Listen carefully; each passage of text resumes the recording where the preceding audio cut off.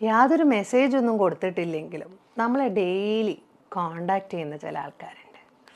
എനിക്ക് മനസ്സിലായി, മിക്കവാറും ബെല്ലടയ്ക്കാനും വല്ല ഫോണിൻ്റെ ആൾക്കാരും ഇവരൊക്കെയാവും വരുന്നതെന്നല്ലേ നിങ്ങൾ പറയാൻ പോകുന്നത്. അങ്ങനെയല്ലാണ്ട് യാതൊന്നും പ്രതീക്ഷിക്കാതെ നിങ്ങൾ ഓക്കെ ആണോ, നിങ്ങൾ സുഖമാണോ എന്ന് അന്വേഷിക്കുന്ന ആൾക്കാർ. ഒരു പക്ഷേ ഇതൊന്നും ഇല്ലാത്ത ആൾക്കാരോട് ഈ പറയുന്ന ആൾക്കാരുണ്ടല്ലോ, ഈ ഫോണിൻ്റെ ആൾക്കാർ വരുമ്പോൾ നിങ്ങൾക്ക് ഇന്ന പുതിയ കാര്യമുണ്ട് അല്ലെങ്കിൽ പുതിയ റിംഗ് ടോൺ വന്നിട്ടുണ്ട് എന്നൊക്കെ പറയുമ്പോൾ ആരാരുമില്ലാത്തവന് അതൊക്കെ ഒരു സന്തോഷമാണ് എന്നുള്ളതാണ് ഒരു സത്യം. പക്ഷേ ഞാൻ പറയാൻ പോകുന്നൊരു കാര്യം, ഇത്തരത്തിലുള്ള ആൾക്കാരെ നമ്മൾ മൈൻഡ് ചെയ്യാതെ നമ്മളെപ്പോഴും ശ്രദ്ധിക്കുന്ന ഒരു കാര്യം നമ്മുടെ ഇമ്പോർട്ടൻസ് കൊടുക്കുന്ന ആൾക്കാരെ പിന്നാലെ പോവുക എന്നുള്ളതാണല്ലോ. എന്നിട്ട് ഇത്രയും കാലം നിങ്ങൾ പോയിട്ട് എന്താണ് നിങ്ങൾക്ക് കിട്ടിയത്? ഇത്ര കാലം നിങ്ങൾ അവരെ പിന്നാലെ പോയിട്ട് നിങ്ങൾ അവരെ മനസ്സിലാക്കുമെന്ന് വിചാരിച്ചിട്ട് എന്താണ് നിങ്ങൾക്ക് സാധിച്ചത്? നിങ്ങൾ ഏറ്റവും കൂടുതൽ വിശ്വസിച്ച് നിങ്ങൾ ഏറ്റവും കൂടുതൽ അവരോട് പറഞ്ഞിട്ടുണ്ടാവുന്ന കാര്യങ്ങളുണ്ടാവും. നിങ്ങൾ വിഷമിക്കരുത്, നിങ്ങൾക്ക് ഇങ്ങനെയൊക്കെ ആണെങ്കിൽ അതേ കാരണങ്ങൾ കൊണ്ട് തന്നെ ആയിരിക്കും നിങ്ങൾ അവരിൽ നിന്ന് ഏറ്റവും കൂടുതൽ ഹേർട്ടായിട്ടുണ്ടാവും.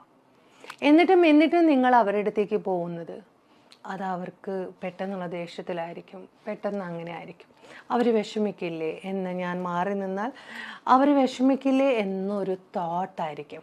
നിങ്ങൾ മാറി നിന്നതുകൊണ്ട് അങ്ങനെ അവർക്കൊരു വിഷമം തോന്നുന്നുണ്ടെങ്കിൽ, അത് മനസ്സിലാക്കിയിട്ടാണ് അവർ പ്രവർത്തിക്കുന്നതെങ്കിൽ ഒരിക്കലും അവരുടെ വായിൽ നിന്ന് അങ്ങനത്തെ മോശം വാക്കുകൾ വരില്ല. നിങ്ങൾ അത്രമേൽ സ്നേഹിക്കുന്ന ഒരു വ്യക്തിയാണെങ്കിൽ മറ്റുള്ളവരുടെ മുമ്പിൽ നിങ്ങളെ അപമാനിക്കുന്ന രീതിയിലേക്ക് അവരൊരിക്കലും കൊണ്ടുവരില്ല. കാരണം അവിടെ ശത്രുപക്ഷത്തിലേക്ക് നിൽക്കുന്ന രണ്ട് വ്യക്തികളായി മാറുകയാണ്.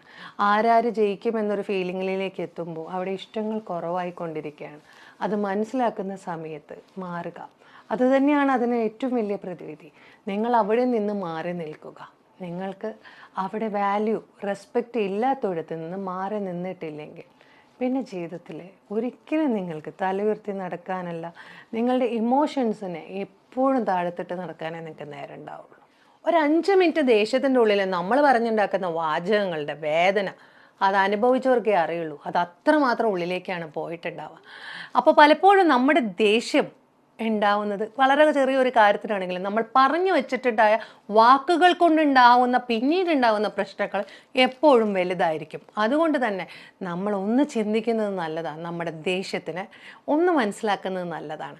ഇനി ഒരു അബദ്ധം സംഭവിച്ചു കഴിഞ്ഞാൽ നമ്മുടെ ദേഷ്യം കൊണ്ട്, വാക്കുകൾ കൊണ്ട്, പലതും കൊണ്ട് വേദനിപ്പിച്ചിട്ടുണ്ടെങ്കിൽ നിങ്ങളെ അത്രമാത്രം മനസ്സിലാക്കുന്ന ഒരു വ്യക്തിയുടെ മുമ്പിൽ കംപ്ലീറ്റ് നല്ലപോലെ മനസ്സ് തുറന്ന് നിങ്ങൾക്ക് സംസാരിക്കാൻ സാധിക്കണം.